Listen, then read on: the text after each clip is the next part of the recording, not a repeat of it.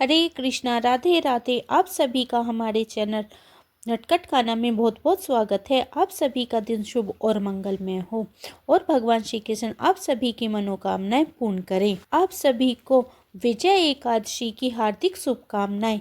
आज मैं आप लोगों के लिए लेकर आई हूँ विजय एकादशी की पौराणिक कथा।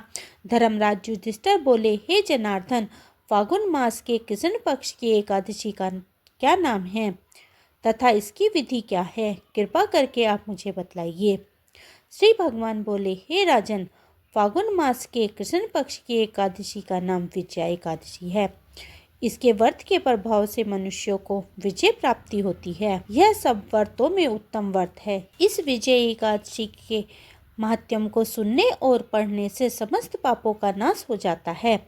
एक समय महर्षि नारद जी ने जगत पिता ब्रह्मा जी से कहा, महाराज, आप मुझसे फागुन मास के कृष्ण पक्ष की एकादशी का विधान कहिए। ब्रह्मा जी कहने लगे, हे नारद, विजय एकादशी का व्रत पुराने तथा नए पापों का नाश करने वाला है। इस विजय एकादशी की विधि मैंने आज तक किसी से भी नहीं कही है। यह समस्त मनुष्यों को विजय प्रदान कराती है। त्रेता युग में मर्यादा पुरुषोत्तम श्री रामचंद्र जी को जब 14 वर्षों का वनवास हो गया था, तब वे श्री लक्ष्मण जी तथा सीता जी सहित पंचवटी में निवास करने लगे।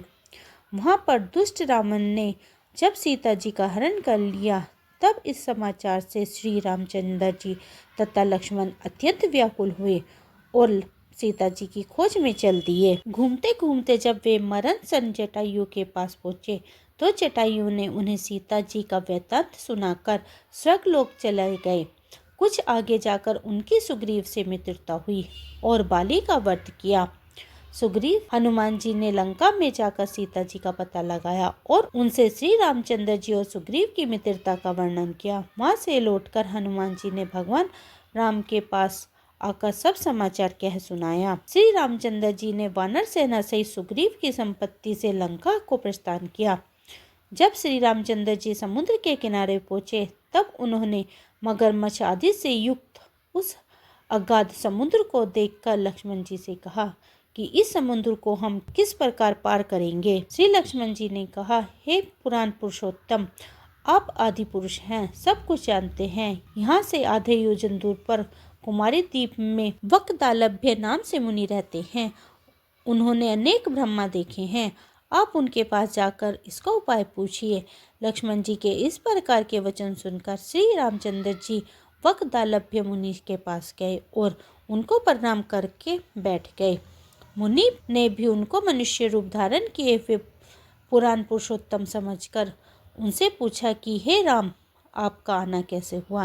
रामचंद्र जी कहने लगे, हे ऋषि, मैं अपनी सेना सहित यहाँ आया हूँ और राक्षसों को जीतने के लिए लंका जा रहा हूँ। आप कृपा करके समुद्र पार करने का कोई उपाय बतलाइए। मैं इसी कारण आपके पास आया हूँ। वक्तालभ्य ऋषि बोले, हे राम, फागुन मास के कृष्ण पक्ष की एकादशी का उत्तम व्रत करने से निश्चय ही आपकी विजय होगी। साथ ही आप समुद्र भी अवश्य पार कर लोगे। इस व्रत की विधि यह है कि दशमी के दिन स्वर्ण, चांदी, तांबा या मिट्टी का एक घड़ा बनाएं।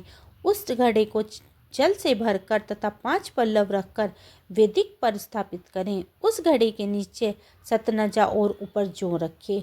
उस पर श्री नारायण भगवान के स्वर्ण की मूर्ति स्थापित करें। एकादशी के दिन स्नान आदि से निवृत्त होकर धूप, दीप, नवधा, नारियल आदि से भगवान का पूजन करें।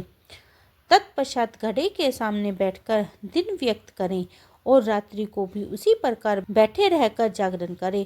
द्वादशी के दिन नित्य नियम से निवृत्त होकर उस घड़े को ब्राह्मण को दे। हे राम, यदि तुम इस व्रत को सेनापतियों सहित करोगे तो तुम्हारी विजय अवश्य होगी।